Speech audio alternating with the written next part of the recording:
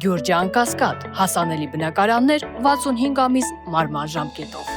Ես եւս հանդիսանում եմ եւ իմ ընտանիքը հանդիսանում է Hello-Bit հարթակի խարդախության տուժված կողմ ենք։ Ինչ ասեմ, ձեզ հարթակը ներկայացվել է մեզ որպես ավանդային կազմակերպություն, գումար ենք ներդնում, ավանդի տեսքով որոշակի գումար հետո ստանում ենք։ Կապվել են ձեզ հետ, այդպես են ներկայացնում։ Գիտեք ոնց, հիմա ես ձեզ ներկայացնեմ, որ հարթակի մասին ամբողջ Հայաստանի Հանրապետությունը տեղեկացված է եղել ամեն երկրորդ, երրորդ անձը, եւ ես շատ արդեն խիստ կասկածում եմ, միթե իրավապահ մարմինները տեղեկացված չեն եղել։ Այսինքն հարթակը գործել է բացահայտ, պարզ թափանցիկ կերպով եւ ոչ մի իրավական համակարգ ոչ միտեղ արգելք չի դրել։ Դե մենք էլ մտածում ենք, եթե իրավական համակարգը ոչ մի արգելք չունի, այսինքն երկրի ներսում գործող նման հարթակը օրինական է։ Եվ մենք էլ ներդրումներ ենք կատարել։ Իհարկե, մեկ ամիս արդեն չբոլորած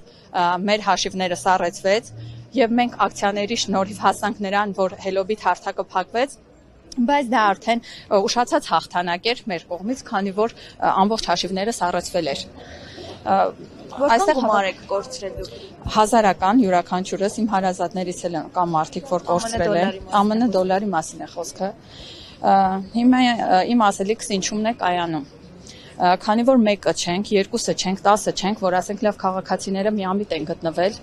հարյուրներն ենք, հազարավորներն ենք մենք արդեն։ Հազարավոր տուժված քաղաքացիներ ունենք։ Մի մասս վստահել ենք իրավական համակարգին, հարյուրավոր դիմումներ ունենք ներկայացված գլխավոր քննչական կոմիտեում։ Մի մասը իրավական համակարգին չեն վստահում,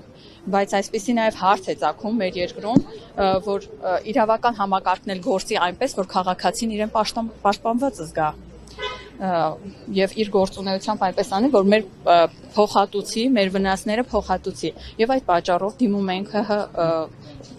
գլխավոր դատախազությանը, քննչական կոմիտեին, երկրի ղեկավարությանը, մեր կառավարությանը, իրավական ամբողջ համակարգին, եթե տվյալ հարթակները երկրի ներսում գործել են, անխափան կերպով միջոցառումներ են կազմակերպել պաստառներով, իրենց գովազդներով, բարեգործական ծրագրերով եւ այլ միջոցառումներով եւ ոչ մի տեղ արգելք չեն տեսել, ուրեմն քաղաքացին ինչումն է մեղավոր։ Ֆինանսական լուրջ կորուստներ կրելուց հետո բազմաթիվ քաղաքացիներ հայտնվել են շատ ծանր վիճակում, կորցրել են իրենց վարձով բնակարանը, հայտնվել են դրսում, մարդիկ չեն կարողանում իրենց վարկերը փակել։ Ինչ որ գույք կորցրել եք։ Ոչ, ես գույք չեմ կորցրել, բացի ֆինանսական ներդրումից, բայց մեզ մոտ հավաքված շատ անձիկ կորցրել են։ Ես ճիշտ հասկացա, համագործակցությունը չեք բացառում այդ Hello-Bit հարթակի կամ նման հարթակների եւ պետական մարմինների միջև չեմ բացառում, քանի որ անխափան կերպով գործել է։ Եվ մեր պահանջը, ասեմ ձեզ, առաջնահերթ ֆինանսական փոխհատուցումն է մեր տուժված քաղաքացիների։